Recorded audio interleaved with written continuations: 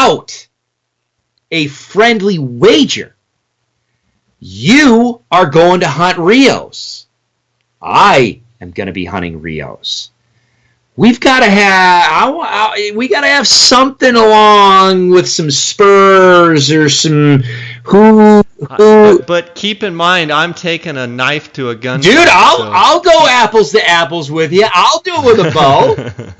I'm even at a disadvantage because dude, I'm telling you, it's just no birds. My gosh, it's okay. So you're at a disadvantage with no birds. I'm at a disadvantage of I've never been here. Yeah. So what? I don't know, man. We got what do we got to do here? I think we got to say lunch or dinner after I pick you up at the airport. All right, we can do that. Longest spurs. We'll do. What are we doing? Longest spurs. Longest beard added together. Add the beard, add the spurs. Oh, you want to do and combine? Add the weight. So what you're talking about is you want to do a combine. You just want to do the NWTF score. You want to do the score? Yeah, but I don't know how these Texas birds compare to Kansas. So is weight of the bird an issue, or should we just do spurs and beard? See, that's the thing. We could do spurs and beard. Because that's the thing is, some of those birds in Texas, if you're picky, you might come away with a smoker there. So, but yeah, we can do that. We can do just total length of spurs plus the total length of the beard. Okay, perfect. I'll shoot a 4 bearded gobbler. You're like exactly. It's got no spurs. So it's like you're gonna have a Jake. It's a Jake with 4 beards. Screw you.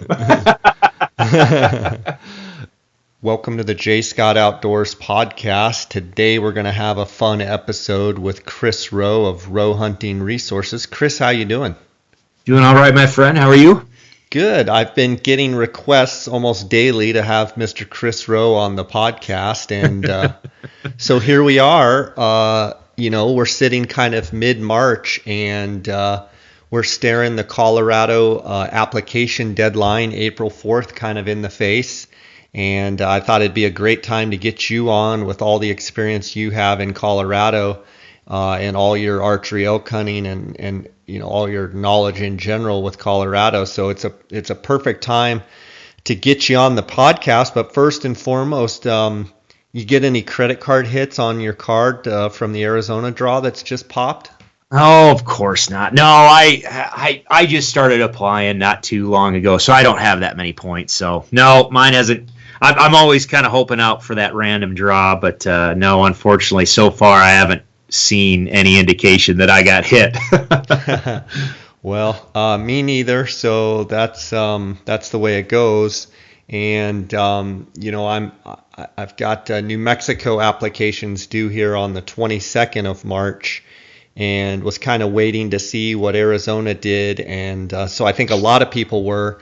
Surprising that Arizona hit the cards before New Mexico was due. But today we're going to talk about Colorado, kind of specifically elk, and go over some of the top units in Colorado, talk about some of the mid-tier units, then talk about some of the over-the-counter units for archery elk. And then I'm going to have you explain what the hybrid draw is, and we're just going to have a good time. Before we get to that, first tell me what's going on in Kansas this spring.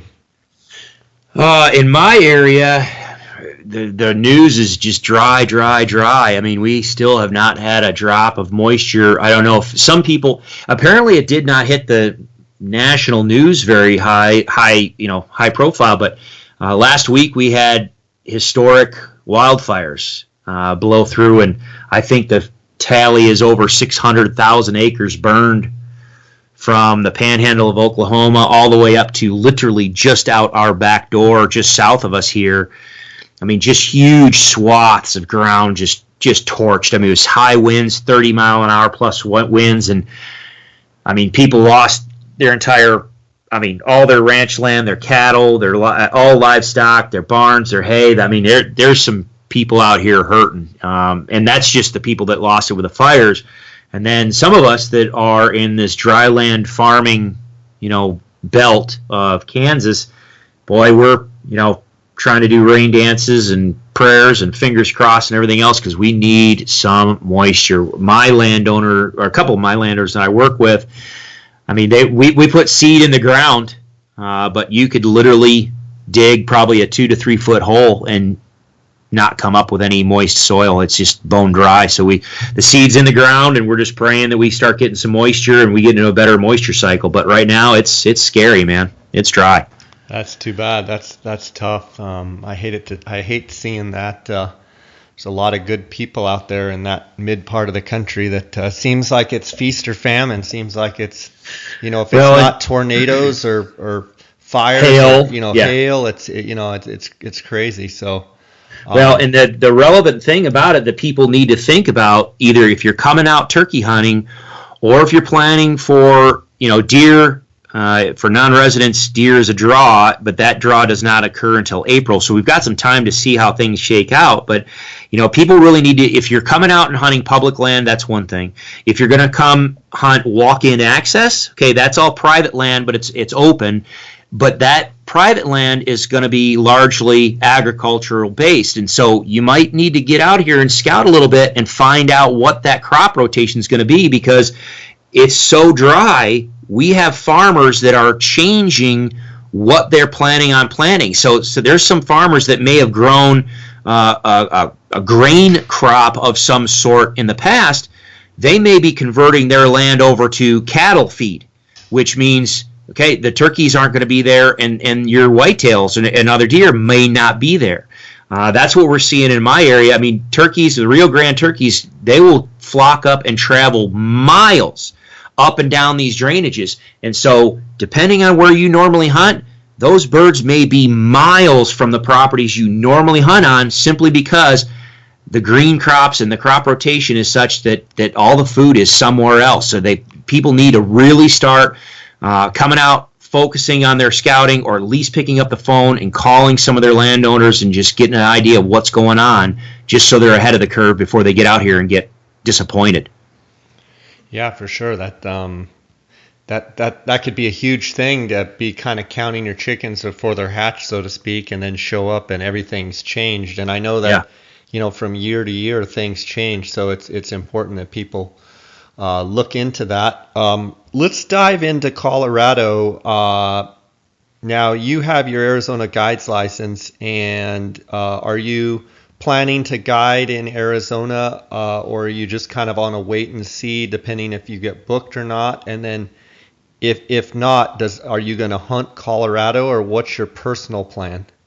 Yeah, that's pretty much what it is right now. As soon as, I don't have anybody booked right now, but if people, say somebody draws a tag and wants to come hunt with me or whatever, then yeah, let's talk and let's go do it.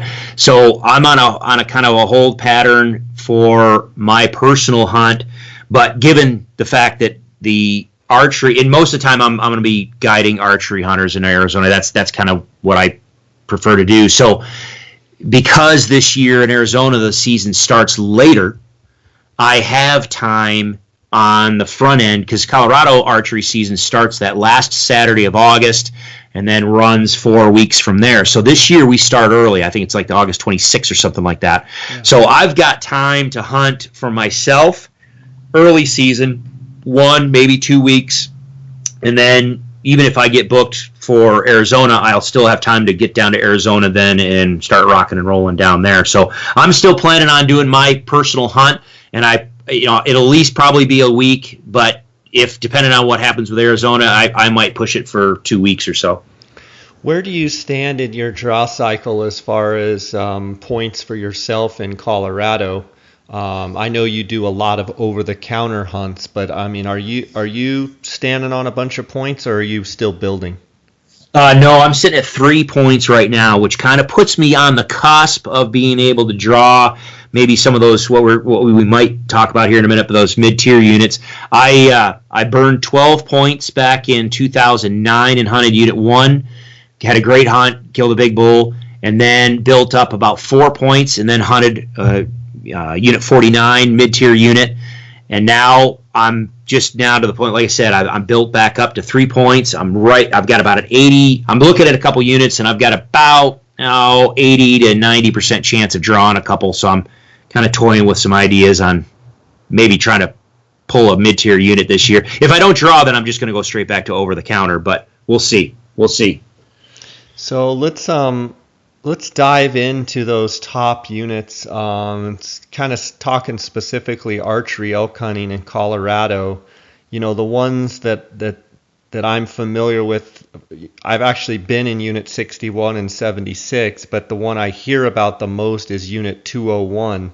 Kind of give me your top, what you would say, top tier units, and then give me a little bit of breakdown on each unit as far as location within the state and kind of the, you know, the general rule of thumb of, you know, how the hunt would be, what guys should expect. Okay. Yeah, you're everybody talks about those Northwest Colorado units, and that'd be Unit 1, 2, 201, and 10 specifically. Those are gonna pull a bunch of points. It's gonna take you a lot of points to draw those tags. The other grouping would be West Central, and that's Unit 40 and Unit 61.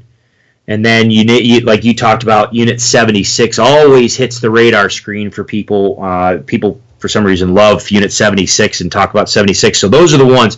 Unit 1, 2, 201, 10, 40, 61, and 76, I think, are the ones that always hit the top of everybody's radar screen. And is 201 just, in your mind, is it arguable, or is it just that much better than all of the units in your opinion? Ooh, you're asking. If you ask my opinion, I am not convinced that the legend of the Northwest holds any more water than, say, some of these other units. Now, 76 always hits the top of people's radar screen. 76 does not produce the type of bulls that Unit 2, 201, 10, Unit 1 do. Okay, when you're talking to Northwest units, most people have in their mind, 370 to 390 class bulls. That's what they want to go after. And you can find those bulls in there. Now, there's a mix of both private and public up in that country, and just like anywhere else, a lot of times some of the better bulls are taken down on private because the elk know exactly where they're safe most of the time. So, but yeah, every year up in that country, 201, 2, 10, especially on private property, somebody's pulling a 380, high 390s bull out of there. So that's why that's the place that's coveted the most. And if you draw, say you get one of the governor's tags and you can use a rifle or whatever, 90% of the time, most of the guys and gals that draw those coveted governor's tags, they're going up to that Northwest area because in some cases it's very glassable. You can get out there, you can glass, you can cover country. But yeah, there's some really, really good bulls up in there. But same thing can be said for Unit 40. However, Unit 40, the vast majority, I think, of the best ground is going to be on private. Unit 40 has a chunk of national forest in there, and it's kind of a postage stamp. Yeah, there can be elk in there, and I know there have been years where people pull some 350-plus bulls out of the public ground. Typically, it's when it's got a real hot year, and those bulls are looking for cool shade because that public ground is higher elevation, darker timber stuff. But a lot of the good bulls in Unit 40 are going to come off of private. And then Unit 61, man, that it's known for its bugle fest. I mean, it's legit. You can get into 330, 350 plus type bulls down in 61. You're going to have to hunt for them. Like, I mean, it's canyon country and thick oak brush country in places, and I mean, you're going to have to get in there and weasel them out, but it's going to be a bugle fest. Same thing with up in the Northwest. That's the other thing about these areas. They're managed for a higher bull-to-cow ratio, so a lot of times you're experiencing what you watch on TV. It's a bugle fest. There's bulls screaming all night long. You can't sleep. You get up the next day, and you're just chasing bugle after bugle after bugle after bugle. Now, with that said, I think it's very important that people understand that, even though these units can produce these larger bulls and the older age class animals, when I drew my tag, I drew Unit 1 in 2009. When I talked to the game warden up there and I asked him, I said, well, so what's the average bull that I should be looking at? What am I looking at? What's the average bull taken up here? He told me the average bull taken is a 280 class 6x6. At that time, I burned 12 points as a resident. And I looked at him, I said, are you kidding me? A 280 class 6x6 is the average bull. He said, yeah.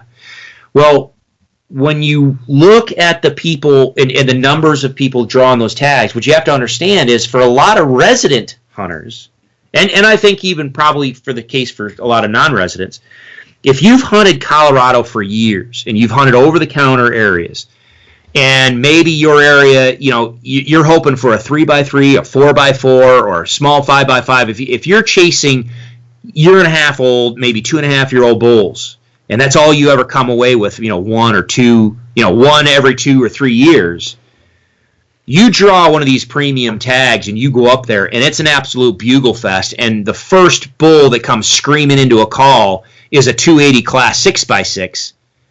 That's the biggest bull you've probably ever laid eyes on. You're letting her rip. Oh, my gosh. They can't, and I don't blame them. I will shake anybody that draws that tag and kills the best bull of their life. I'll shake your hand.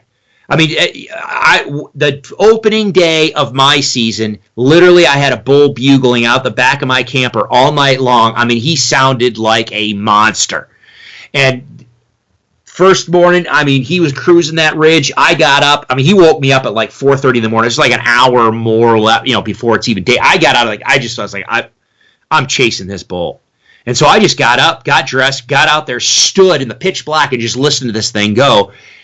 And literally at the first cusp of even inkling of daylight, I was like, you know what? I'm going to make a couple calls and just get an eyeball on. I made a couple cow calls, and this thing comes smoking down the mountain and literally about ran me over, and he was probably about a 280, maybe a 300 class 6, just pretty symmetrical, just beautiful bull. But I've killed bulls like that, so I've experienced that, and so I was able to look at him and go, no, he's not what I'm looking for. But let me tell you something. I'll tell you right now, I was looking hard. I mean, that bull come down that hill, I'm like, oh, this is going to happen. And he finally cleared some of the pinyon juniper there, and I looked and I was like, oh, dang it. No, and of course, you're trying to make inches grow on their head, and I just couldn't, and so I just let him go. But, a lot of those guys, it's a phenomenal experience, and so people just shoot the best bull that they call in. That may be a 310 bull. Maybe it's a 320 bull. Which is awesome. But for those people that are looking for a certain antler class, these particular units are the ones that people go to religiously, as far as these are the places that you need to go, to find those giant bulls. If you had to rank your top 3, you could draw any of these top 3, what would they be in what order? I'm going to say 4. I'll group 4 of them, and it would be 1, 2, 201, or 10. I think 201. See, I'm biased with Unit 1. Unit 1 is tricky. Unit 1 for our tell me about each one, where they're located, and kind of what towns they're by, and what they're not by any town. what makeup of the unit? What kind of country is it? All right, they're in the middle of nowhere. They are as far. I mean, they're out there. You better bring when these are Unit 1 is especially. Most of your access is actually going to be coming in from Utah, so it's a long way from anywhere, and it's Vernal, Utah, or Green River, or Dutch John, or what are we talking? I don't have a map in front of me, but I think it's Vernal. You're coming up and up button hooking around. It's the far northwest corner of Colorado, and so you're a long way from anything, and it's a rough unit. It will beat your truck up. So bring spare tires or put new tires on your vehicle. I mean, bring extra of everything because you are not close to anything up there. Same thing with 201 and 2. 2, you're a little bit closer to Maybell, But Maybell is like about the size of your little finger.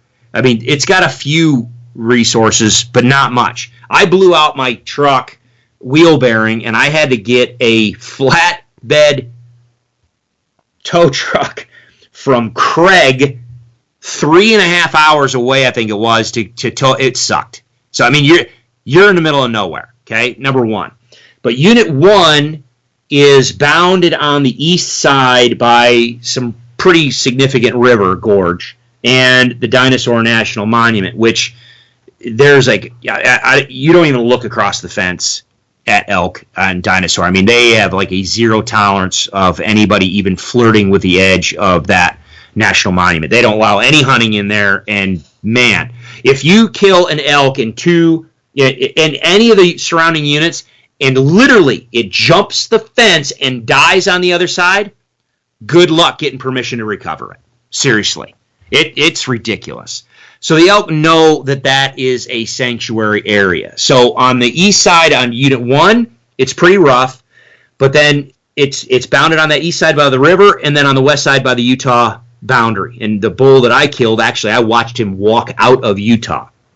Very mountainous, very rugged.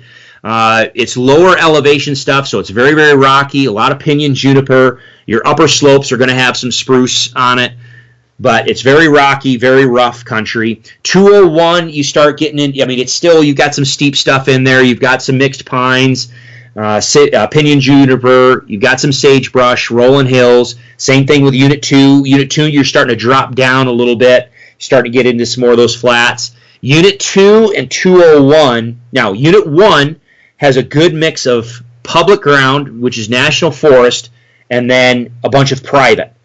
On 201, I think you've got a good mix of private and national forest, but when you get down to Unit 2, you're going to have a mix of national forest, BLM, a lot of checkerboard in Unit 2, so that's what makes it pretty tricky hunting, because there's a lot of guys that'll sit there, early season or during the summer, they'll be glassing and they'll be scouting, and the elk are kind of scattered across the whole unit, both public and private. But within a couple days of vehicles driving around and people calling and running around, those elk know where those private boundaries are, and they jump that fence. And then the other thing, too, about that is if it gets dry, some of the natural water holes in those units can dry up, and then the best available water is going to be on private, because a lot of those are cattle ranches up there.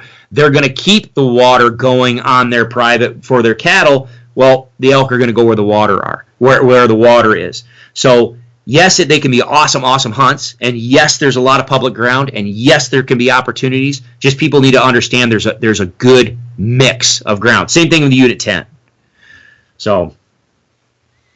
Okay, so most all of that country's pinyon juniper, and what I'm hearing, the reason that it is so good is that it does butt up to Utah, and it butts up to the national monument there. So they have sanctuary for sure, and that's maybe why they get big. Plus, in the actual units themselves, they manage for trophy quality. Bingo, and that's the thing. The state of Colorado has managed this particular portion of the state as long as I can remember. I mean, this has been their premium area. This is the area they said this is what this area is going to be. They're managing for trophy quality. Unit 1, the criticism there, you only have 2 archery tags, so you have the entire unit to yourself, which is awesome.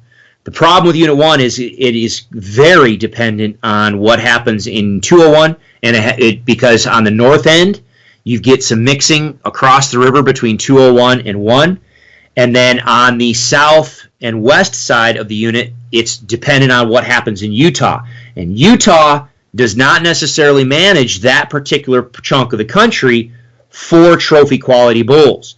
So a lot of times those bulls come out of Utah knowing that Unit 1 is in Colorado is their sanctuary. So depending on the weather and depending on the year, that's the criticism of Unit 1.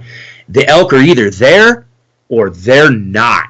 I mean, it very rarely is it in between. It's either you've got elk and you've got all the elk, or you're struggling to find a single bull. So if you draw Unit 1, I really highly suggest people spread out their season to where they can, tackle it across several, say long weekends. I went there the first week and I did well, but that was because all the elk were in there, piled in there, and I had my pick of the bulls that I wanted to go after. But there have been some people that have struggled until towards the end of season, and then the bulls show up. And as far as bugling, once they show up, it probably gets pretty chaotic there that last 10 days just because awesome. Now the gang's all here type of thing. Yeah, it's awesome. It's awesome.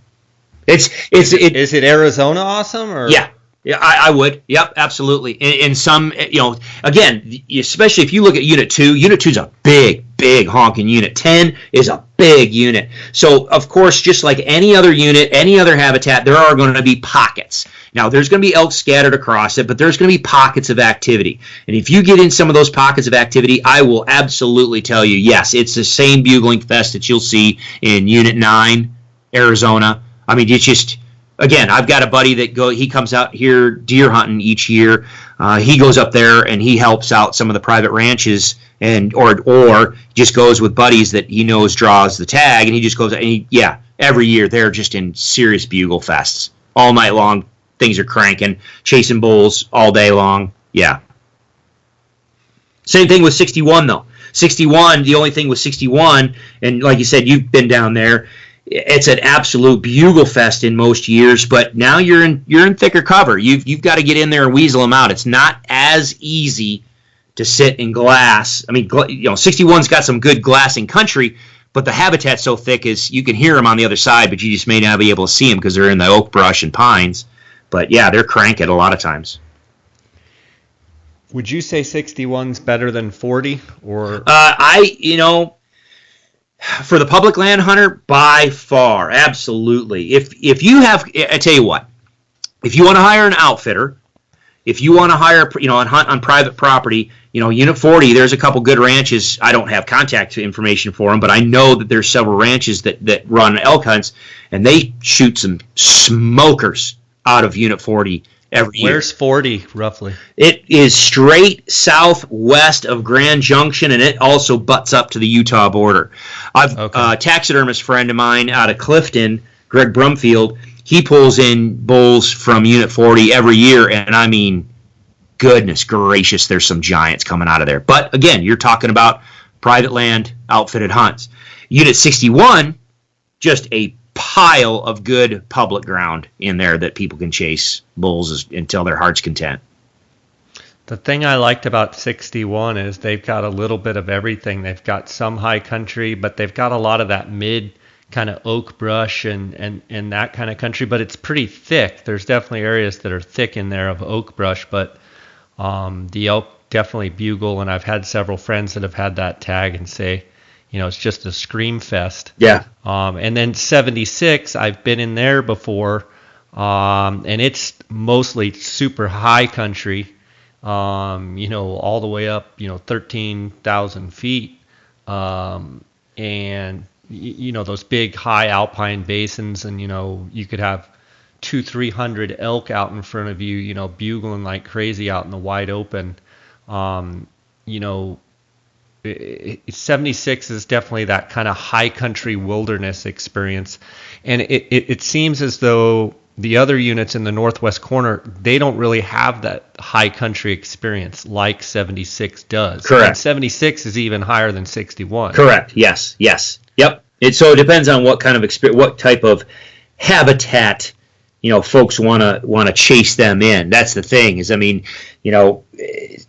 201, 10. You can get in some rugged country up there, but you're going to have a little bit easier go of it in many cases than you will in those mid-elevation canyon country of 61, and especially, like you said, 76. I mean, you're talking about you can get up in elevation and into some of the backcountry stuff. 76 is known for just a pile of bulls.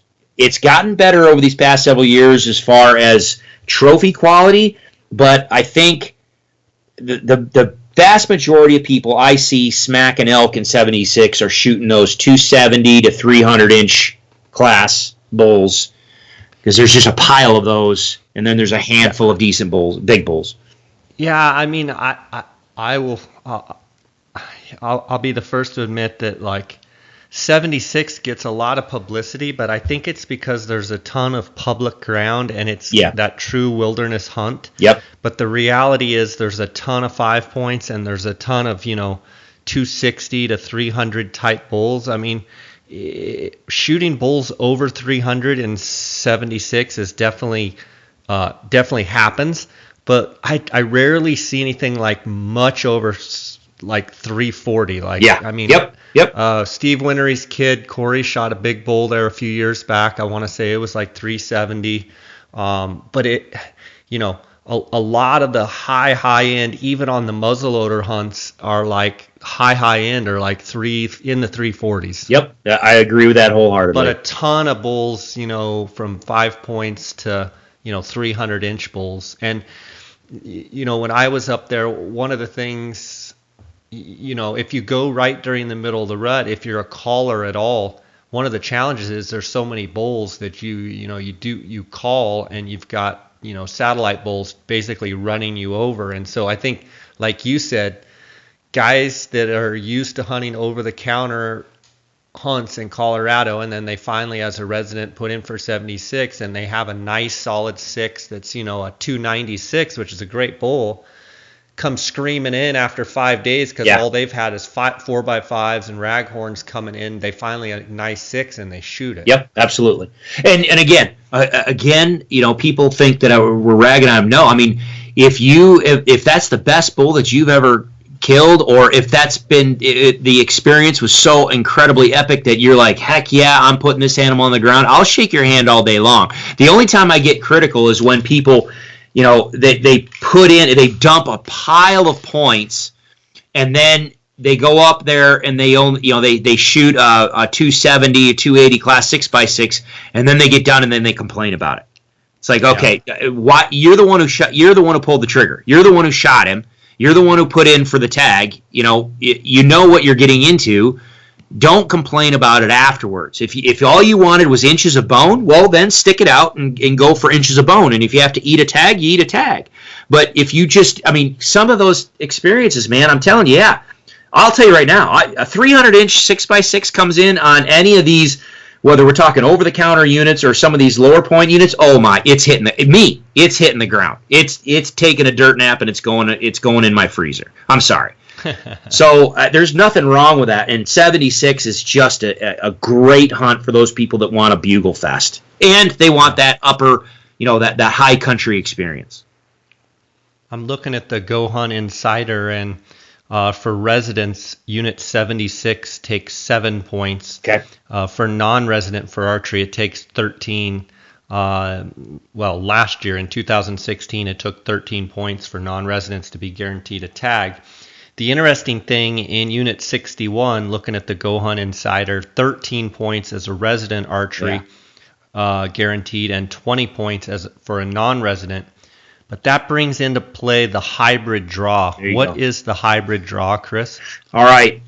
And 61 jumped in these last few years on the number of preference points is taken because there's a lot of people just getting really tired of hanging on to just a pile of points. It's just like Arizona.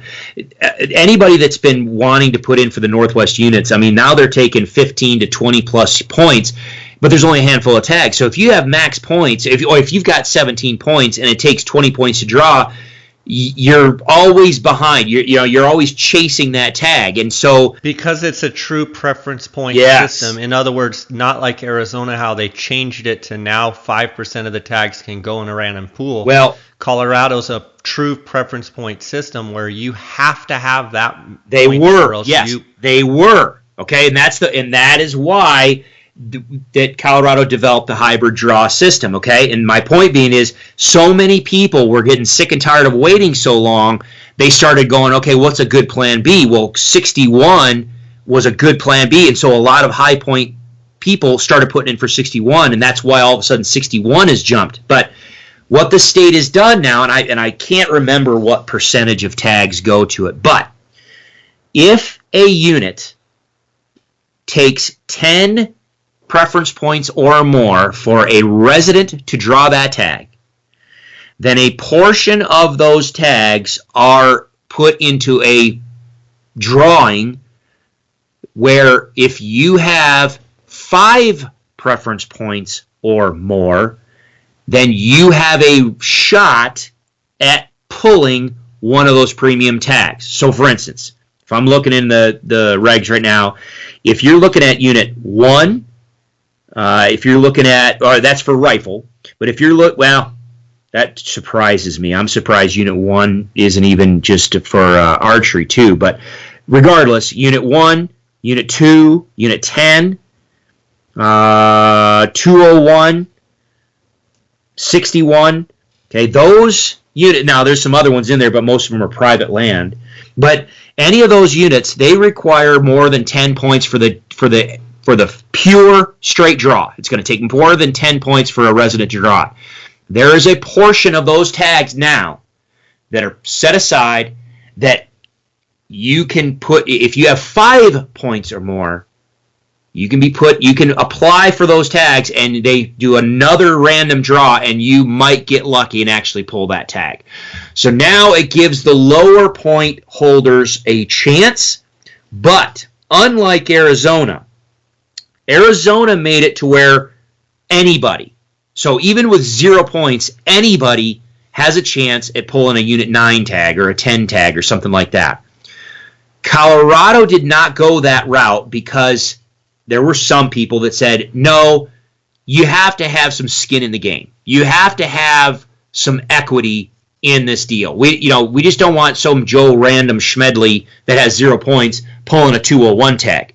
But if you are willing to, if you want a premium tag and you're willing to put in several years and you're willing to store your points, if you are going to save points and get 5 points and hang on to them, if you've put in for 5 years and you've got 5 preference points, okay, you've got some skin in the game, you have eligibility to draw a certain percentage of those tags. It's only in those units that are authorized by that hybrid draw hunt code. So it's not all limited licenses. It's only those top handful of hunt codes that are eligible. But now you have 5 points, you might draw a unit 201 tag.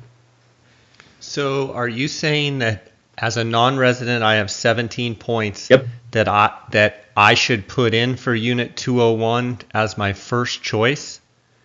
And just because I didn't think I had any chance to draw it at all. Yeah. You're saying that I do. Yeah. You do. You're going to be in the hybrid draw pool.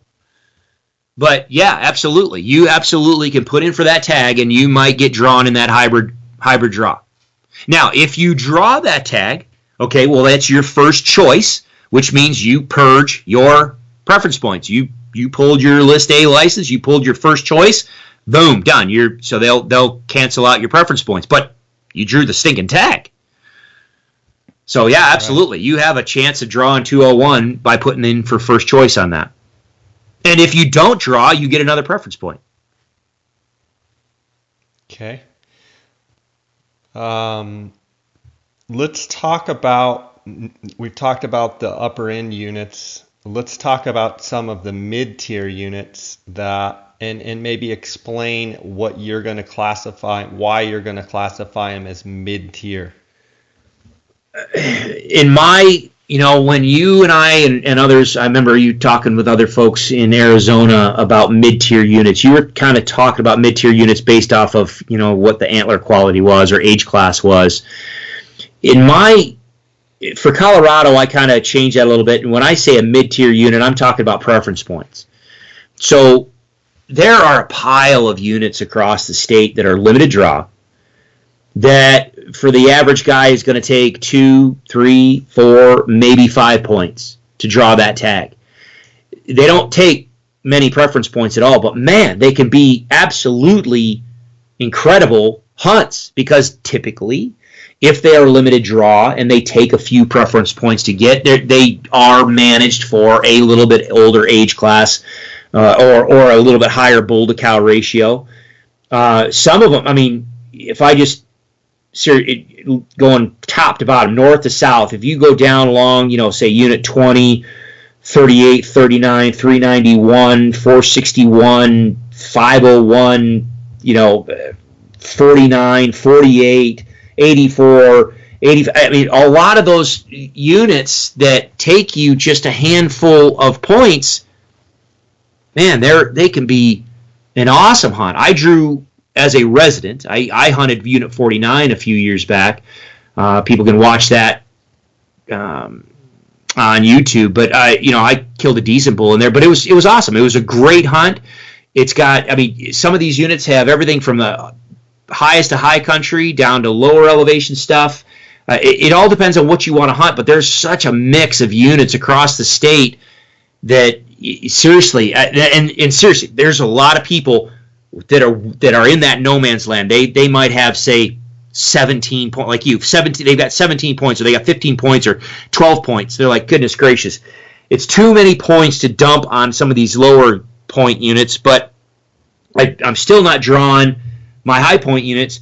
You've got some people that, you might be sitting at 8, 9 points that are like, you know what, I'm not going to chase this rabbit down. No, well, I'm just going to dump my points, and I'm going to go to 49. I'm going to go to 48. I'm going to go to 501. I'm going to go to 84. I'm going to go to one of these units, burn. It only takes a couple points, and every few years, I'm going to have an awesome hunt. So, and a lot of these units, I mean, you can pull some smoker bulls out of there. But on average, you're going to be looking at those 300 to maybe 320 class bulls as your upper end. But goodness gracious, I'll chase a 320 bull all day long. Yeah, I mean, when you're talking about mid-tier, you're starting to what you're saying is units that you actually have a chance to draw with, let's say 4 points or less. Yeah. But that you're saying that those are managed for trophy quality, so they do have a little bit better quality than the over-the-counter units. They're not saying that you're not still going to have quite a few people and what have you, but it's probably going to be better than just over the counter. Yeah, any willy-nilly over the counter, just anybody goes. Yeah, they may not be managing it, for trophy quality antlers or quality animals per se. They're just managing it for maybe a slightly higher quality experience. So there's fewer people turned loose in these areas, and by default, you have a little bit higher survivorship of your bull, age classes. So you have a little bit higher bull to cow ratio. And by default, you end up having a little bit more bugling activity. You have more elk that you can run into. And so you just have a little bit higher success rate of getting into elk and having a quality hunt experience through the season. Interesting. So, yeah, and that's the thing is if someone's listening to this and they're like, I just started putting in for preference points and I've got this idea of hunting 201, 10. Okay, a lot is, especially if a non-resident, you're talking more than 20 points. Unless you build up to 5, and then you just hope and pray that you draw one on the hybrid draw. But you could really be having some killer hunts every couple years if you just started looking at some of these other units that just don't require as many points. Here's a great quote. I talked to a buddy of mine this morning. He's from the southwest part of the state, and I think he nailed it. He goes, people need to stop letting the great ruin the good. People are so, focused on, I want to have this great, great, great experience, and whatever they have in their mind is that, as being great. They just overlook the fact that, my gosh, there's a whole lot of really, really good out there. Enjoy it, take advantage of that and enjoy it. What do you think about the strategy? I'm looking at the Go Hunt Insider here as you're talking, and I'm kind of thumbing through, and I don't want to give all of the magic away, so to speak, but from my understanding, I could apply for a preference point for my first choice, and I'm actually looking at the muzzleloader elk opportunities, and there's a handful of units here that are 100% draw that I could put in as my second choice and be hunting with the muzzleloader in the state of Colorado from the 10th through the 18th. I mean, there's like 5, 6 different, maybe even more units here correct me if I'm wrong, I could still get my preference point. I would draw my second choice, and I'd be hunting the dates of the 10th through the 18th with a muzzleloader in the state of Colorado. That can't be all bad. No, no. If you've got a unit that you want to hunt and it's a guaranteed draw at 0 points, you very well may be able to pull that on your second choice.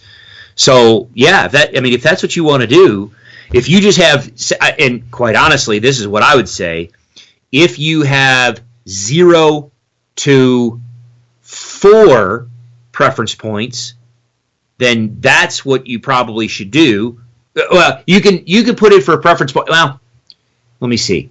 The thing is, you could put in for a preference point just to have a preference point for your first go. But quite honestly, you can also put in for any number of limited draw licenses and still pull a. You're not going to draw it, and you still get your preference point, and then you'll draw your second tag.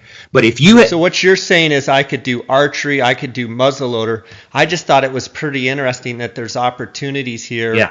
But I'm looking at the rifle too, and there's all sorts of first rifle season opportunities as second choice. Yeah. And just to be clear, I've done podcasts with Clay Hill and Cliff Gray, and they're the ones that told me about this. That you can still keep your points, apply for points on your first choice, and still elk hunt in the state of Colorado every year. You can hunt with a bow, a muzzleloader, or a rifle. And there's all kinds of opportunities where, I've gone 17 years and never drawn a tag in Colorado because I always apply for, the top units and or just do points because I know I'm always behind, where I could have been, even if it was every couple of years, going on an elk hunt in Colorado. And that, to me, that opens up a whole nother can of worms that is a great opportunity for someone. Well, and that is when you're talking about just considering limited draw tags. You're completely we haven't even talked about the fact that Colorado is one of the few states that just has over the counter. You can put in for a preference if you know that you just want a preference point and you're just going to go over the counter. Yeah, you just put in for your first choice. It's a P9999P code to get your preference point, and then just buy an over the counter tag, and you can hunt it in elk every year in over the counter units. But what you're talking about, there's opportunities for limited license hunts that you can pull on a second choice, and still every couple of years still be, or every year or every couple of years still be pulling a tag. But for those people that have 5 points, no, and unless you know, 5 or more, unless you cannot hunt at that time, I don't see the benefit of putting in for preference points first. Go for it. Shoot for the fences. Okay. So I guess I wasn't thinking clear enough. So what you're saying is go ahead and put in for a 201. Yeah. Or go ahead and put in for a 61. Swing for the fences and see if you can pull the hybrid draw. I guess I wasn't clear. I thought I had to do preference point first choice. What you're saying is swing for the fence on the first. Yeah. And if you don't draw that, if you don't win out in the hybrid draw, you still get your preference point. So you might as well apply for the best couple of hunts in the state. Yes. You nailed it. Okay. If you do not draw your first choice, regardless of what it is, you do not draw your first choice, they give you a preference point. If you draw your second choice, it doesn't matter. You do not burn your preference points, and you do not earn a preference point on your second choice. It's only your first choice that affects your preference points. So if you swing for the fences and don't draw, who cares? You just gained a preference point, and you can still draw your second choice. Okay, makes total sense. And I could also do that strategy and do antlerless hunts if I want. I think that is the prime way that for people to do that. A lot of people will do that. They'll put in for a premier, archery or muzzleloader hunt, a rut hunt for the first choice, and if it doesn't happen, fine, I'll put in for a third season rifle cow tag. Done. I'll try to get a really premium tag. Doesn't work. I've got meat in the freezer with a cow tag. That's good stuff. You had talked about over-the-counter opportunities. And this episode we're primarily talking about the draw, but let's talk a little bit about those over-the-counter opportunities. I mean, Colorado, in my mind, is the best state probably in the country for over-the-counter opportunities from a standpoint of obviously available tags, but also from the full high country awesome experience to if you can get in and work your butt off. I mean, you've shot great bulls on over-the-counter hunts, Chris. Oh yeah. I mean, and you've had great bugling. You've had, I mean, I know other guys too that they hunt every year OTC and they do great. Yeah, and that the thing that people need to realize is, number one, people. Okay, if you're thinking about coming to Colorado as a non-resident, understand there are unlimited in the bulk of units across the state that are let's just say west of I-25. There's your elk units. I-25 runs north-south across essentially the middle part of the unit, or the middle part of the state. West of I-25 is mountainous generally, east is the plains. So the western half of the state, the vast majority of elk units are over-the-counter. And over-the-counter means it's unlimited. You just buy the tag, go. Okay, that's a tremendous opportunity for anybody that wants to take advantage of it. But the flip side of that is it's a tremendous opportunity for anybody that wants to take advantage of it. So we have hunter pressure. You're not going to come to Colorado. Very rarely, let's just put it this way, very rarely are you going to go to Colorado, an over-the-counter unit, and get away from everybody and hunt by yourself. You're very rarely going to happen. You're going to have company. That doesn't mean you can't have a high-quality hunt experience. Some years, you're covered up in people in certain drainages or certain areas of the state. In certain areas get pounded more than others, but the opportunities are there for those that want to come, work for it, do their research, spend some time, learn it, and work for it. You can have an incredible hunt every single year. What's the best bull you've killed size-wise on OTC? The biggest bull I've ever killed. Unfortunately, he busted off his left main beam, but that was in 2002. If he was just a straight 6 that matched his right side, he would have been 386. If he had thrown equal bone left and right, he would have been about 411. So that's kind of an anomaly, but he was over the counter. What's the next best my bull from a couple years ago, 341. So, and I mean, but you routinely see bulls over 300 almost every single year on your over-the-counter hunts. Yeah, most of the bulls that I choose, for me to pull the trigger on a bull anymore, he's probably in that 270, 280 up to about 310 is usually what I'm running into. Because you're like trying to kill a 4-year-old or bingo, better, right? That is exactly it. I try to find a 4-year-old bull or better. Now, a couple years ago, I was after a bull that was 4 years old. He was just a giant 5. I don't care. He was a 4-year-old bull, and I would have smoked him. I just missed him. But yeah, so missed him. But back to I want to go back to a lot of times when you're hunting over the counter, you've got guiding, you've got other things where you don't have just unlimited time. Yes. Year in and year out, if you focused on over-the-counter Colorado elk hunt archery, do you feel like every single year, if you just hunted, opener to close, or let's say half of the month, 15 out of the 30 days, do you think it's very feasible to kill a 6-point bull every single year? If you know what you're doing, I think you can have an opportunity at that every single year, whether or not you actually put one on the ground. Situations are different. Like, for instance, last year I personally I had a week to hunt for myself. I did not kill a bull, but I had a bull, non-typical, probably 4 or 5 year old bull, much better. He was probably pushing about a 300-inch bull. He just was 30 yards. It was just so thick I just couldn't get an arrow through it. But here it is. I mean, I found him. I called him in. He had cows. It just got tricky. He was thick. He stalled. The cows came in, swung around, got downwind of me. The cows took off, and there he went. I just couldn't get an arrow through it. But I really, truly believe if someone takes the time and hunts smart, yes, absolutely. I think every single, and let's not even say 6x6. Let's just be realistic and say you literally could come out here and every year get into a decent 5x5 or better. I really, truly believe it. Yeah.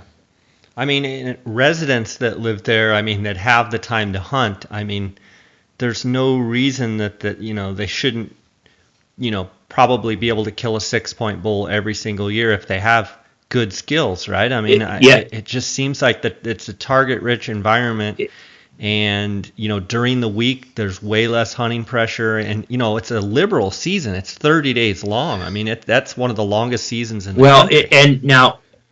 And we actually may want to consider this for like a part 2 of discussion, but I will say that Colorado is changing. Okay. Just like what you and I have talked about, and you and Steve and some of the other guys that have hunted Arizona for decades, you guys have seen a change in Arizona. Well, in Colorado, we're starting to see a change as well. When you look back to the mid-90s, that was back when we had 300,000+ elk in the state. We had the highest number of elk in any state in the elk range. And the Division of Wildlife, or Colorado Parks and Wildlife now, they said that they made a policy change, and they said again, a buddy of mine I talked to this morning, Dick Ray, I love the guy to death. He goes, we have seen the enemy, and the enemy is elk, and we need to kill the enemy.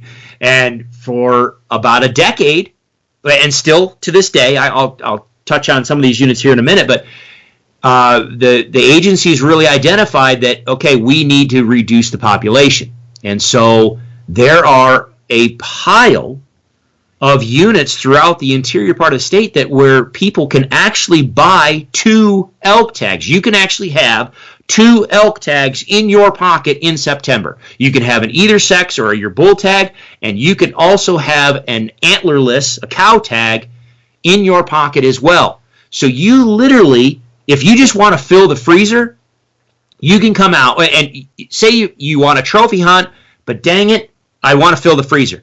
You could come out, if you've got the money, buy 2 elk tags, you have an antlerless in your pocket, and you have your either sex. You go out hunt, and the first cow that walks in, you put her on the ground, you just filled your freezer. Now, you've got the rest of the month to play and see if you can't go for a trophy set of antlers or an older age class animal. Okay, so the opportunities are incredible.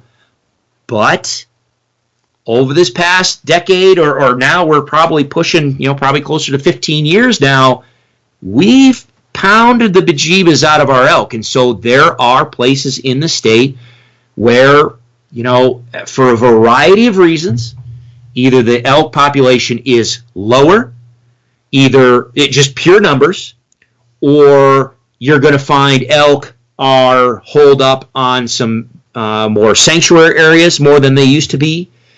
It's getting to be a little bit trickier in some areas, but the opportunities are still there if you want to work for it. It's just not like it used to be in the mid-90s where, goodness, it was stupid. You couldn't trip. You couldn't go in the woods and not trip over an elk. That has changed. That has definitely changed, especially in the southwest part of the state, especially some of these, there's a variety of reasons, but yeah, we have lower numbers than we had in the past, but Colorado still has the most elk of any other state in the western United States, so the opportunities are there. Where do you think if you split the state up into, four quarters, northwest, northeast, southwest, southeast, what area do you think gets the most pressure on over the counter? And when you say state, I'm going to say the western half. Okay, so of the elk areas, what gets hammered the most? It's going to be a toss-up between. I still am going to say Craig, Meeker, Rifle, Steamboat, Rabbit Ears, all that northern Walden, that north central. Northern White River National Forest, Route National Forest, Arapahoe National Forest, that area, that north central part of the state, north of I-70, up to the Wyoming line, and west of the Front Range, and then it started, like I say, you get over towards Rifle, Craig. When I was a pro staffer for Primos back in the late 90s, and I was doing shows. One of the big shows we used to work was the Cabela's store in Sidney, Nebraska. And they had a promotion, or basically an event there that put themselves in between the first rifle season and the second rifle season of Colorado, which meant we cut people coming and going. If I talk to 100 people, and this is not an exaggeration, if I talk to 100 people coming through the door, 95 of them either were coming from or going to Colorado. Out of that 95, 90 of them were going to that upper central portion. It's crazy the number of people that hunt the White River National Forest, Route National Forest, and Arapahoe Roosevelt National Forest. If there was a second area that gets hit hard, I think it would probably be in that Waimanooch southwestern portion of the state. You get a lot of people from Texas and New Mexico coming up and hunting that just because it's close. The central portion of the state is no slouch. I mean, it gets hammered by its own fair share of people, but by and large, I think that north central tier just gets it can see a lot of pressure. But again, we're talking that White River herd. You're still dealing with the largest elk herd in the United States. Is it safe to, is it wrong to think that the further and the higher, the further, the deeper you go, the more you can get away from people, or do you argue with that? Yeah, enter in the discussion I had with a buddy of mine this morning. We have a new breed of hunter these days. And you can see it all over social media. Heck, you and I have been criticized about our, criticism, if you will, about the hunter athlete or the extreme hunter or whatever you want to call it. The people that are extremely physically fit and physically fit-minded. I like Cameron Hanes. I don't know Cameron Hanes personally. I like Cameron and what he does, but Cameron has that tagline of nobody cares, work harder. And there is a thread. Not a thread. It's a rope of hunters that they're very physically fit. We have better clothing this day and age. We have better equipment. Our tents weigh ounces. Our sleeping shelters can be 4-season shelters and still weigh ounces rather than several pounds. Our all of our gear that we take into the backcountry now weighs a fraction of what it does or what it used to be. Our backpacks are much more comfortable. We've got more people in a lot of these areas. You have more people in the backcountry than you do in some of these areas that are maybe a half mile or within a mile of the road. How many times have you ever, we always heard it. If you want to find elk, you need to get more than a mile off the road. I'll tell you right now, there's some places and a lot of places in Colorado, especially and I'm not a mule deer hunter, but we're not even talking about the mule deer hunting aspect. Mule deer hunting is so huge, you actually run into, in many areas, you'll actually run into more people 3, 4, 5 miles back in than you actually will within a half mile of the trailhead. elk know where they're safe. And yes, without a doubt, there are some interior mountain areas where if you want to pack in 8 miles and get way back in there, by all means, you might be the only one in there, and you might find some smoking elk country and a pile of elk in there. You're going to have to pack that sucker out. But the thing that I think a lot of people are overlooking is, I always, this is my tagline, hunt smarter. Since 2010, that's all I've been preaching is hunt smarter.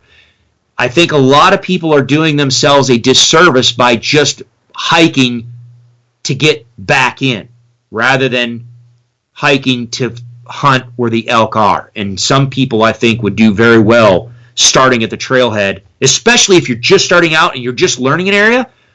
Hunt from the trailhead and work your way until you run into elk. You might be surprised to find that you run into elk a half mile from the trailhead.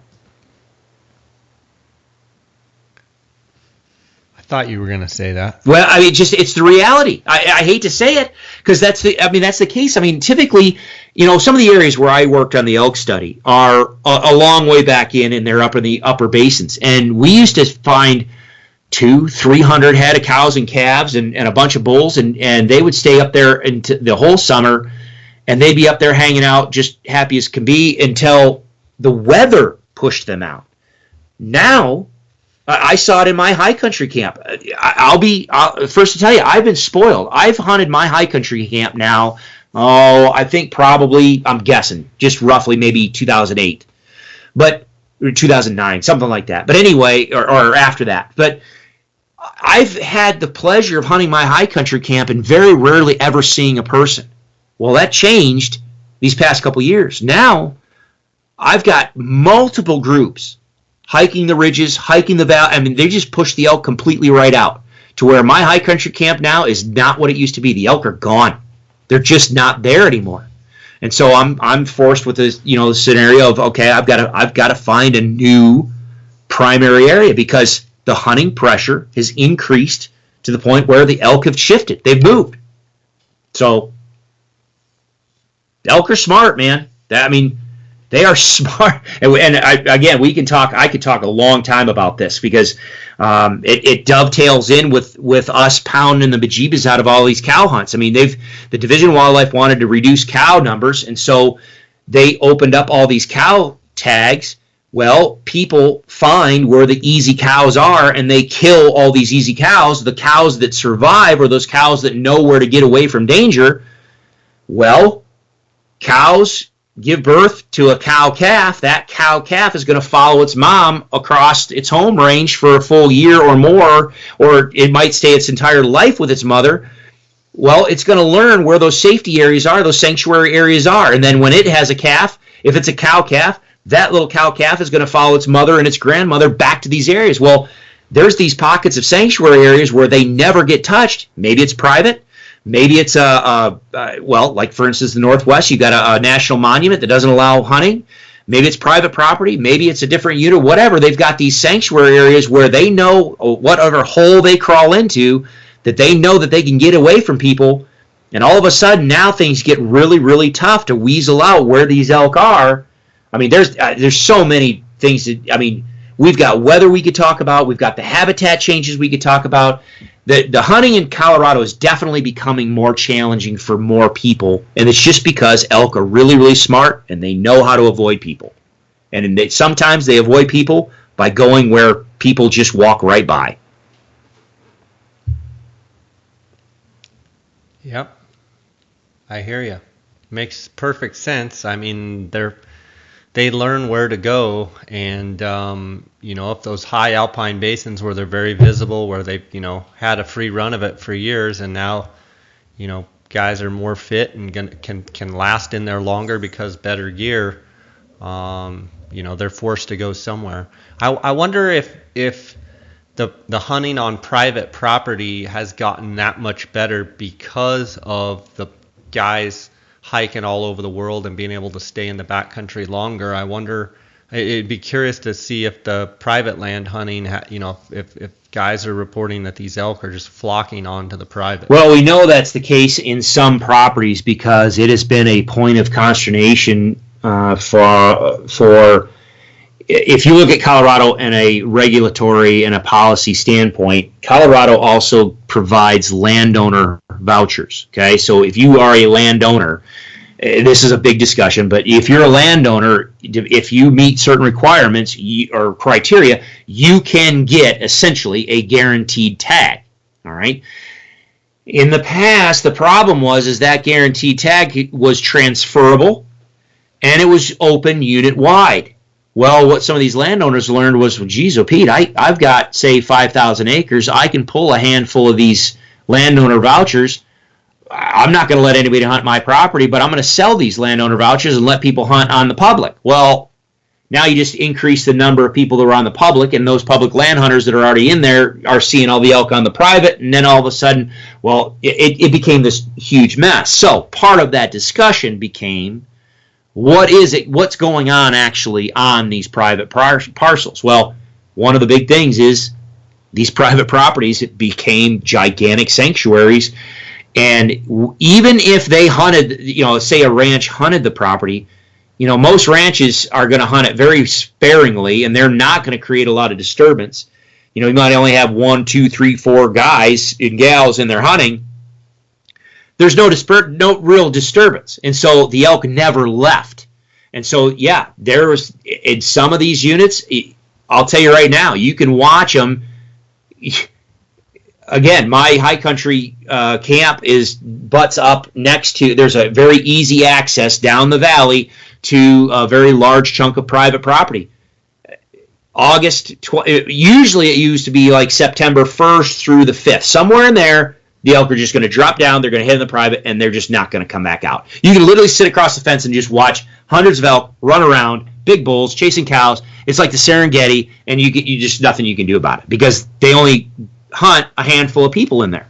Now, the elk have learned they're leaving there end of August. They're dropping down before hunting season even begins. They're on the private. They're not coming out. So, yeah, private hunting has definitely gotten better in a lot of these areas. From what I've understood, too, with the landowner voucher system, there still is unit-wide permits that are available, but then there's landowner or private land only tags where you get a landowner tag, but you can't hunt the public. You have to only hunt the correct. Private. That was a change. It was not it was not as significant as a lot of the public land hunters wanted. There was a lot of people that wanted all landowner vouchers to be land specific, private land, or just at the very, and this is kind of my philosophy, or just make it private land only. You know what I mean? Don't turn it into a public land scenario. But the cattlemen and farm bureau and the private land lobbies are pretty powerful, so it was a compromise. And so some of those landowner vouchers are transferable and open unit wide. Other landowner vouchers are specifically for the property that the land was, or the voucher was issued for, or private property. So yeah, it's a compromise now. Chris, I want to take a second here to thank the sponsors of my podcast, Go Hunt Insider. Lorenzo Sartini and his crew have been a strong supporter of my podcast since the beginning. And you can use the JScott promo code when signing up for the Insider, and that's going to get you a $50 KUIU gift card. All you have to do is use the JScott promo code. One of the things that I really like about the Insider is every single month, all you have to do is be a winner is be an Insider member, and they're giving away great gear, boots, sleeping bags, tents, Dall sheep hunts, pronghorn antelope hunts, elk hunts, all sorts of different hunts. So not only is it an unbelievable resource to look up harvest statistics and draw odds, and they have really good strategy articles for each state. Colorado, they actually just launched the Colorado deer strategy article. But it's just a great resource, and they give away prizes to their Insider members. So I want to give them a big shout out. Also, KUIU.com, Jason Harrison and his crew. I got to spend last week in California and had a great time meeting all of his staff, and we're going to be having some cool promotions with KUIU. Phonescope.com. If you use the JScott16 promo code, you're going to get a 10% discount on all products at Phonescope. And then the Outdoorsman's, Cody Nelson and his crew there in Phoenix, Arizona. The Optics Authority, 10% discount if you use the JScott promo code. You can check all this out in the show notes, guys.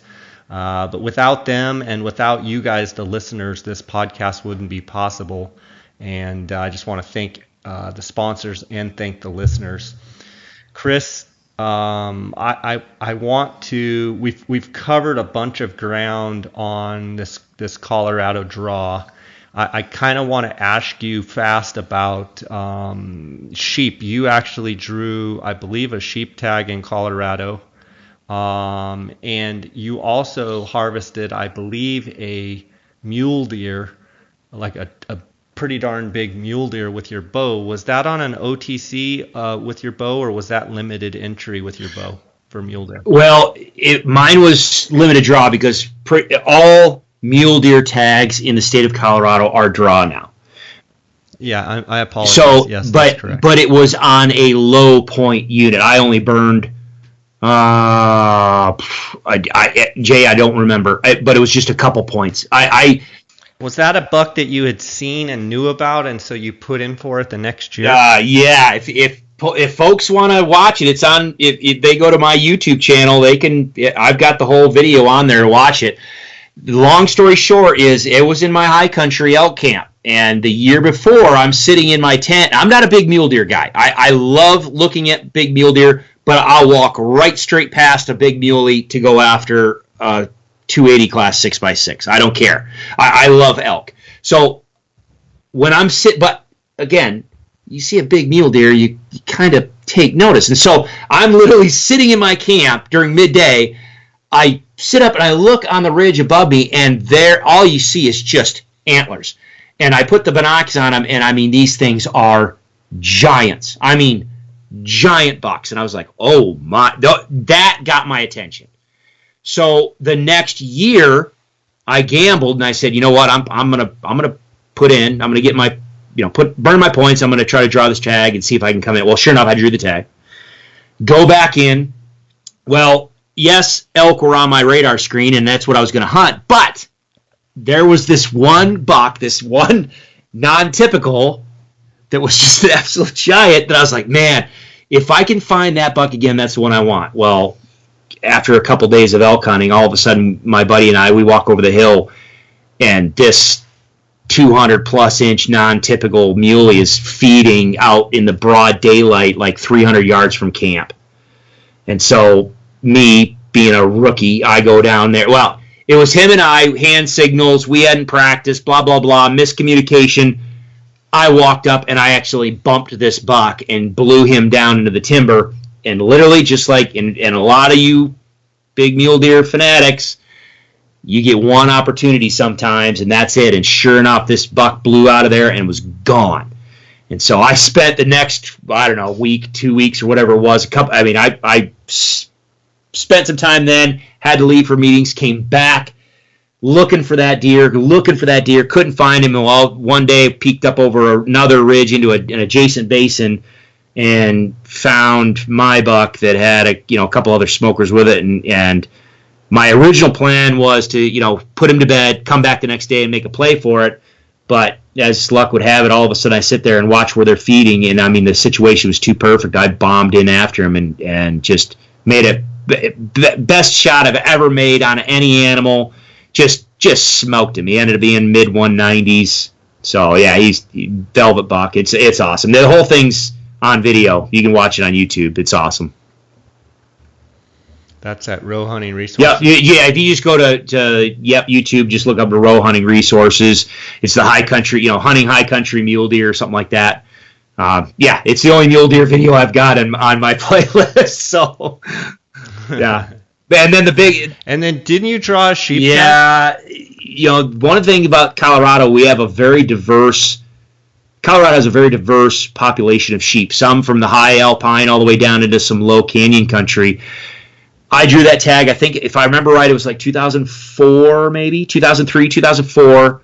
I just, on a whim, Colorado requires you to have minimum 3 preference points before you're even eligible to draw a tag. So you have to build 3, and then your 4th year you're eligible to draw.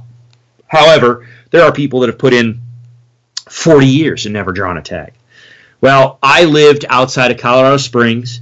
Just outside of Colorado Springs, there is the Rampart herd, S34, low canyon country sheep unit. Great rams in there, or used to be some great rams in there, but it was literally 5 minutes out my back door. So the first year that I was eligible to draw, I figured I don't know anything about sheep. I'll put in for the unit right next to, right at my back door. We'll see. I drew the tag. So it worked out. I got a real smoker of a ram. He had unfortunately broomed off and sloughed off a big chunk of his left horn, which killed my last measurement. But every other measurement was identical. So if he had been normal, and in previous pictures, if you looked at him over the years, he would have been about a 182 ram. So, yeah. Wow. So, but I hunted, now at that time, that season was a month long. And it was in August. And I hunted literally every single day.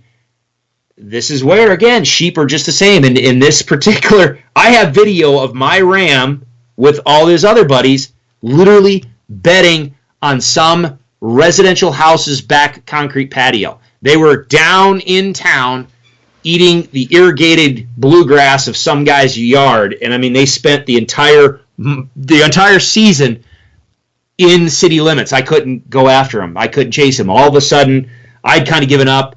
There was a ewe hunter in there. I decided to go up there. I think it was like the second to last day or last day of season.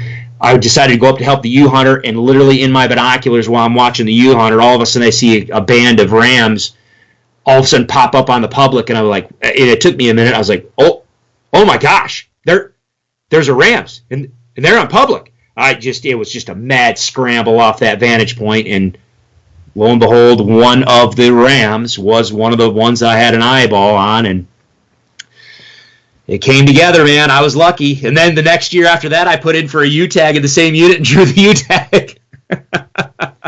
I drew the U-tag. I was the only person to put in for the U-tag in there. So I smoked an 18 or 19-year-old ewe. She's just a giant. The taxidermist buddy of mine, he had to use a large ram form just to fit her cape. She was just a monster. So I've got a beautiful ram and a beautiful ewe out of the same unit back-to-back years. And I stopped putting in for sheep after that. I was like, I'm done.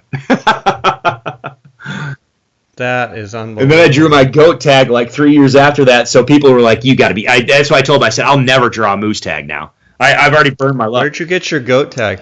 G17 Mount Massive, that whole area. It was the first year, and this is the thing too, I kind of took advantage of a gamble. It was the first year that they opened up this goat unit. It was a suppression hunt. It was an area that they did not want the goats to move into, and so they wanted to just wipe them out. And so it was the first year they opened it up to organized hunting. And that was a lesson. I found 2 absolute world-class giants. Went up there, made some mistakes. Got a great billy with a buddy of mine, but then our activity shooting my buddy's goat sent my 2 goats that I wanted up and out of the unit and gone out of my life forever. And so towards the end of the season, I finally pulled the trigger on it. He was just a 4-year-old billy, 8.5 inch. Just a good representative, great hair, just a young billy, but just a pretty goat. But yeah, that's what I love. Goat hunting. I don't. If I hunt sheep again, I would love to do it down in that canyon country, but I could take or leave sheep hunting. I really could. Goats, mountain goats. Oh yeah. Did you know Dara and I? Yes, I did know that. Yes, I do, dude. It's the country that they live in, the habitat they live in, is just incredible. You are on the top of the world. I killed my goat, no joke, at 13.8 off of Mount Massive, off the east side of Mount Massive. 13-8. It's incredible. It's awesome, dude. You're gonna have fun. Did you shoot it with a bow No. or rifle? My original goal was to go in after a bow, but by the time the end of the season, my end of the season is when the winter started kicking in, and so when I finally shot my goat, we had just brutal wind, brutal snow, and I finally just took the rifle because with that it was any method. So that last day, we knew the goats were up there. I said, all right, I got to go. I'm just going to take the rifle. And it's a good thing I did because there was no way. I mean, the wind was just brutal. There's no way you'd ever function up there with a bow. So, yeah. Gotcha. That's I can't wait to go. Dar and I are getting more and more pumped, and I've been getting ready physically since I got back from the elk hunt October 1st, our elk season. I've been doing 4 to 6 mile trail running every day, and I now can say that I have missed 3 days. I missed Christmas Eve, Christmas, and a couple weeks ago I had to miss a day, but literally I haven't missed a day. Were you slacking? Or hardly any days, and I just had a schedule conflict, and it just didn't get done that day, and it's starting to get so hot here, I just didn't get it done, but yeah, I'm down to 173 pounds. Jeez. And I never started doing this thinking, I want to lose weight or anything like that. It was just more of a function of I want to go into coos deer season and sheep season, which, this last, season, the last several months, at absolute tip-top shape, and then drawing this goat tag, I've just kept it going. And, Colorado, after turkey season, once I get to Colorado, I'll have the perfect training grounds there to really work with my pack and carry heavy loads and be ready for that. But, I've got that Northwest Territories Doll sheep hunt for 18. So my wife's like, well, I know you'll be in shape at least for 2 years. And it's actually been fun. It's finally gotten where, I just get up in the morning and go do it and feel really good. I feel really good. Yeah, I'm not there yet. No shirtless selfies. No shirtless selfies from this kid, but it's fun being in really good shape. I'm 44, and I would venture to bet that I could beat my 24-year-old self up most hills now. Nice. So yeah. Well, hey, cool. I know just 2 seconds here. I know we've run long, but we've got to touch on this, and I'll try to make it brief. But I know that people are asking about this or are listening, waiting about the weather, about what's been going on this winter in Colorado, because if you're on social media, you'll hear people talking about, they're feeding deer and elk in the Gunnison Basin, and you'll hear the press release saying, they just closed down shed antler hunting in the Northwest. Oh my gosh, the winter is just brutal, and it's killing Colorado. We're having die-offs. Well, yes and no. If you're talking about the Gunnison Basin, all right, yeah, there's no two ways about it. They're losing mule deer, they're losing fawns, they're losing calves. It's taken a toll. The weather up there has just been brutal. January was a nightmare, and it's still not great, but it's getting better. So if you're hunting around the Gunnison Basin, that you really think twice about whether you want to draw a tag in the Gunnison Basin this year. There's going to be winter kill, and then even the animals that survive, you're going to have some suppressed body condition to where antler growth and even maybe just body condition themselves may not be the greatest. In the Northwest, here we talked about all the, Unit 1, 2, 201, 10, all that up in the Northwest. Well, same thing goes. They're getting pounded with snow up there. So the winter impact is significant, even right now, and enough to where the DOW has shut down all antler collecting until at least the middle of April. So, again, for those people that are thinking about burning their points in the northwest part of the state this year, maybe you consider just holding a year and see what happens up there, because it has definitely gotten hit. With that being said, there are plenty of places that in January, we had nearly 200% snowpack, and it was tough in January. But if your area that you normally hunt or that you're looking to go hunt has some lower elevation valleys, has some steeper south-facing slopes or southwest-facing slopes, if it has decent winter range, and it has places where the elk can get out of that snow and move out. See, that's the thing with the Gunnison Valley, the Gunnison Basin. It's a basin. They can only drop so much before they have to start climbing back up out of it. So they're trapped. But most of the areas in the interior part of the mountains are not that way. There are winter ranges, and then there's critical winter ranges, and those animals can continue to drop.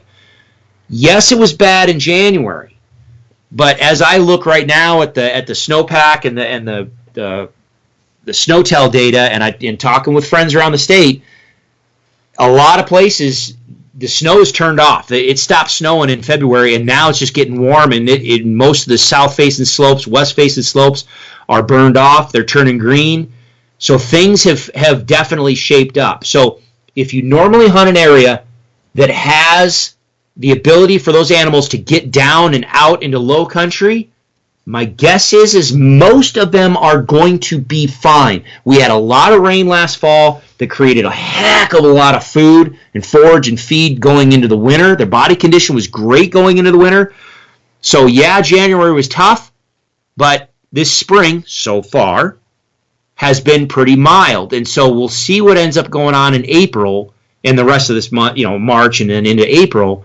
But if it stays mild, I don't think we're going to see, it's not statewide. It's not like we've got mass die-offs or we're, major feeding programs going on across the state. It's not. It's just in isolated locations. So really do your, if you're putting in for your tags and you're wanting to burn preference points, definitely research your area and make sure you know what you're getting into. Most areas are probably going to be fine. Some areas, Gunnison, northwest part of the state, they definitely got hit. It's good stuff to bring up. I'm glad you did, for sure.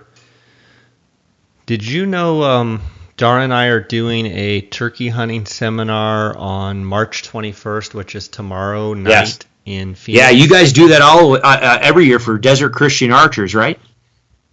Yeah, Desert Christian Archers and NWTF, and they're expecting a big crowd. We were kind of over there today, kind of running through the PowerPoint presentation and getting all the audio-visual stuff all set up. And I'm excited about that. I'm going to try and have the seminar on Facebook Live. I've never done a Facebook Live, so we'll see how that goes. But I'm going to try and have someone run my phone kind of while we do it. But I want to encourage anybody out there listening.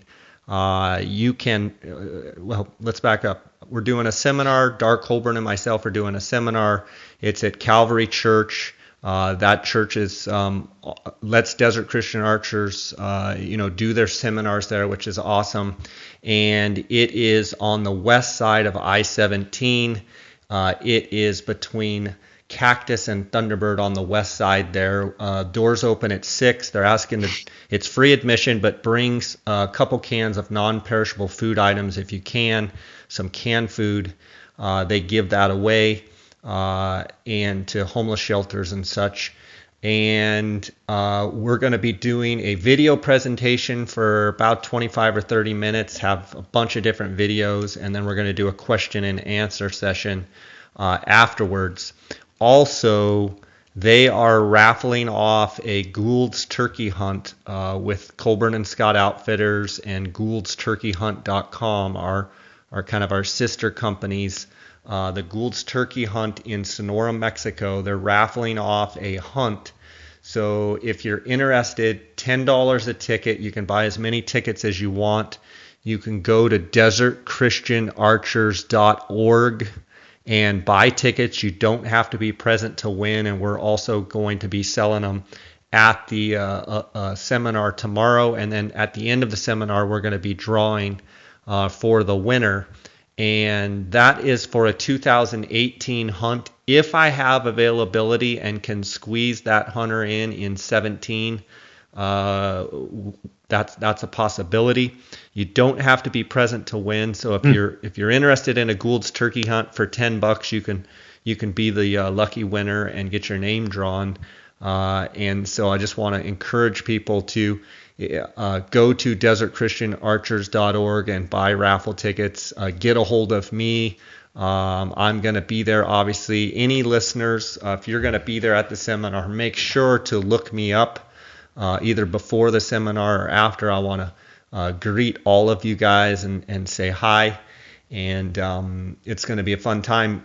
Chris, after that, the following day, I'm actually going to Texas. Going to hunt Rio Grande turkeys, actually taking my bow and arrow and do some turkey hunting at several different properties there. Nice. And so I'm kind of excited about that. And then you actually are coming down this year for our Gould's turkey hunts, going to be with us the whole time down in Mexico for Gould's turkey. Yeah. And we're excited about that. I think we're going to get some great video. I think we'll be able to do some great podcasts. And you excited about coming down for the Gould's turkey? Oh yeah, you watch, anybody watches your videos. The cool thing about Gould's down there, they just talk. And that's the thing is, I've got the website and stuff, and I do a lot of turkey stuff with it. But out here in Kansas, man, I could spend weeks camped underneath a roost tree with hens in the spring and barely get you'll get a few yelps here or there. I mean, the hens, at least where I'm at, they just don't talk that much. Oh, you'll get birds to gobble, that's fine. The hens just don't talk that much. Down there, goodness gracious, those ladies just don't want to shut up. So I'm really looking forward to getting down there and start playing with them. And it sounds like you've got a good mix of hunters coming in, and so no, I think it's going to be a blast. Yeah, we're gonna shoot a bunch of birds and have a good time. We've got a few spots left for 2017. If you're interested, you can send me an email at jscottoutdoors@gmail.com. Send me a direct message on Instagram or through my Facebook page. We're already booking for 2018, and we've got a lot of spots available for 2018, but we have already taken a bunch of bookings as well. So I've got dates for 18 if anybody's interested. They are phenomenal hunts. Just super interactive birds. The birds love to gobble. They love to strut. The hens are very interactive, very talkative, very mouthy. You can get real mouthy back to the hens. And these are birds that, nobody calls to these birds other than us. And so they don't see any pressure. And so, they act like a turkey should, so to speak.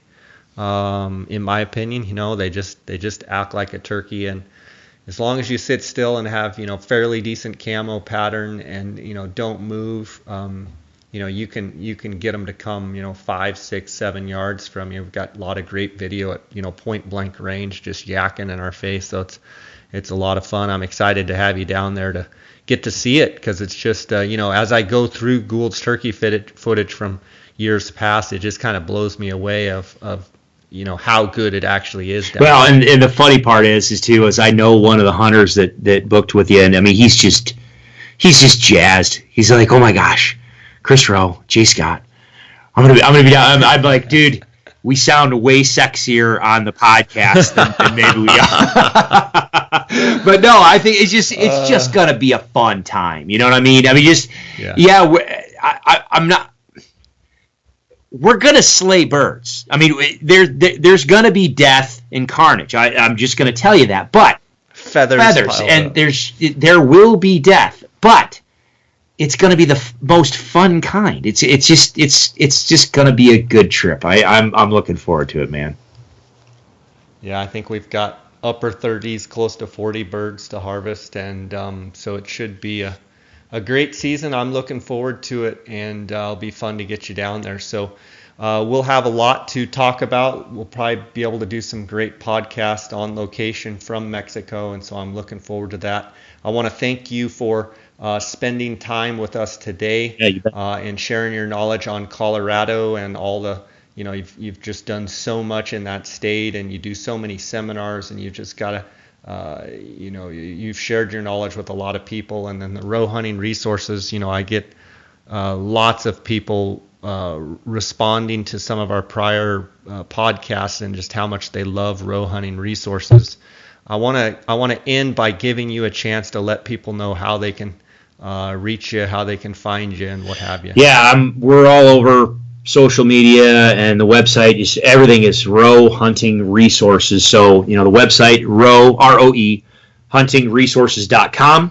And we've got the educational stuff there. By far, the biggest chunk of the educational stuff we have there is elk related. I definitely encourage people to check that out. We're adding stuff constantly, and I've got a pile of stuff to add this summer. And then, YouTube, Instagram, Facebook, all under Roe Hunting Resources. So check us out, follow us and most of the stuff that I do on social media is through Instagram. I'll do a little bit of unique stuff on Facebook, but most of it is going to be tagged through Instagram. So definitely jump on there, Roe Hunting Resources Instagram, and give it a follow. But yeah, and I've always done it, and we continue to do it. I love to support you, Jay. I appreciate all the support that you've given us. But more importantly, we've got a very similar philosophy, and I love the educational component that you do in your podcast. So anybody that wants to sign up, any new subscribers that want to sign up to the Roe Hunting Resources website, just enter in the J Scott podcast kind of coupon code or promo code, and it'll knock 20% off of your subscription price. So it's a good deal. Yes, it is a good deal. Well, Chris, thank you so much, and looking forward to the spring, and looking forward to the first turkey gobbling here. And I've got the Rios in Texas, and then I've got some Merriams here in Arizona, and then it's all Goulds after that. So pretty excited. Love this time of year, and encourage anybody listening, if you're anywhere around the Phoenix area, around Tuesday the 21st of March, which is tomorrow night. Come by, and would love to see you at the seminar, and just excited to see who's going to be the hunt winner. And if you want to buy raffle tickets, make sure to go to desertchristianarchers.org. And Chris, I'll see you down the road here soon, and God bless, and thanks for sharing. All right, brother. Thank you, man. I appreciate it. Be safe, and look forward to talking to you shortly. Okay, sounds good. Oh, and I want to tell the listeners, you could do me a huge favor if you haven't already on iTunes. If you love the podcast, which I get emails every day from people saying they like and they love the podcast. If that's you, please go on iTunes. Please leave me a review. Make it a fair review. I'm fine with that. Don't need to sugarcoat it, but if you feel like it's a 5-star review, give me a 5-star, and leave some positive comments. If you like what you hear, that helps our placement on iTunes, and that's I get people asking me Jay, what can we do for you? I'm telling you guys, please do that. That would be huge for me to leave reviews. It helps our placement there on iTunes. So thanks, guys. Thanks, Chris, and we'll be seeing you soon. All right, man.